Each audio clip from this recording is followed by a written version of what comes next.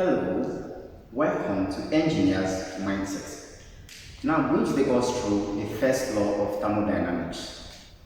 The first law of thermodynamics is majorly concerned with the with the conservation of energy as a system undergoes a change of state from one position to another due to the heat and work exchange at the surrounding of the system. So it's simply talking about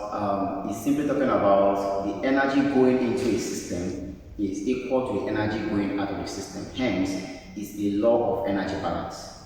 The first law of thermodynamics simply states that for a closed system undergoing a cyclic process, the heat transferred from the surrounding to the system is equal to the work done on the surrounding by the system.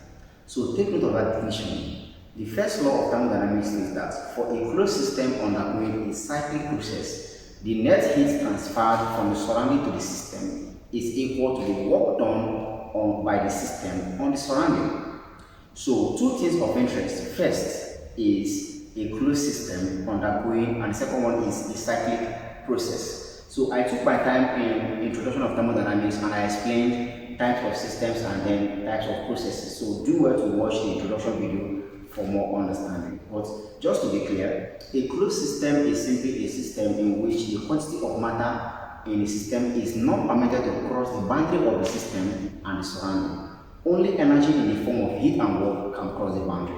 And then a cyclic process is simply a process in which the final state is equal to the initial state.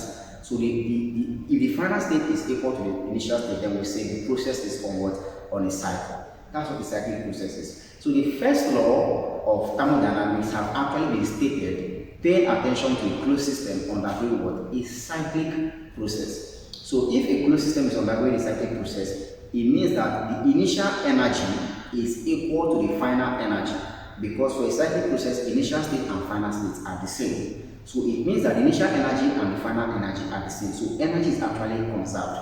So the first law is actually a law of conservation of energy.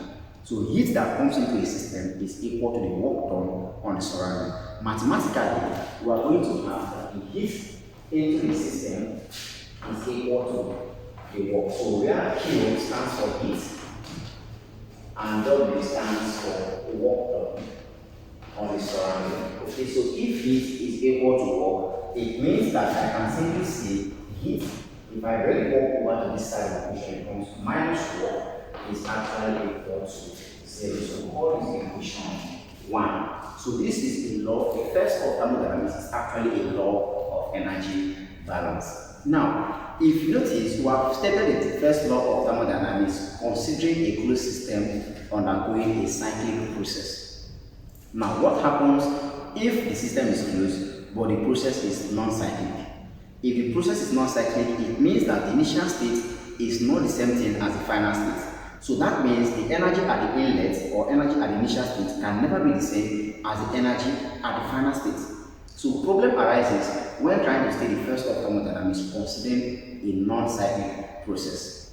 Now in this case, like I said, if we are considering a non-cyclic process, it means that the initial state of the system is not the same as the final state, and therefore the initial energy and the final energy can never be the same. So which means if we are to state the first law of thermodynamics considering a closed system undergoing a non-cyclic process, then there is going to be what is called a residue of energy. There is going to be a residue of energy. That residue of energy is going to be given as this residue of energy. Okay, we'll have that to be simply E2 minus E1. Where E2 means the final energy or the final condition of energy at state 2, and E1 means the initial condition of energy at state 1. So, since the energy at inlet cannot be the same thing as the energy at the outlet, then the change in energy is what is called residue of energy. So, trying to define the first law of thermodynamics, paying attention to what a non-cyclic process, will now rewrite this equation 1 to now become Q minus W is now equal to E2 minus E1. So call this equation 2. Okay, so Q minus W equals E2 minus E1. E2 minus E1 is showing us that there is a residue of energy because the system, in this case, the closed system is now undergoing a non-cyclic process. So the initial condition of the system can never be the same as the final condition of the system. Now, it's of utmost importance for you to know that the energy that takes place inside of a system is called internal energy. The energy that takes place inside of the system is called internal energy, okay? And in thermodynamics, we use U to represent internal energy. So not just any form of energy takes place within a system.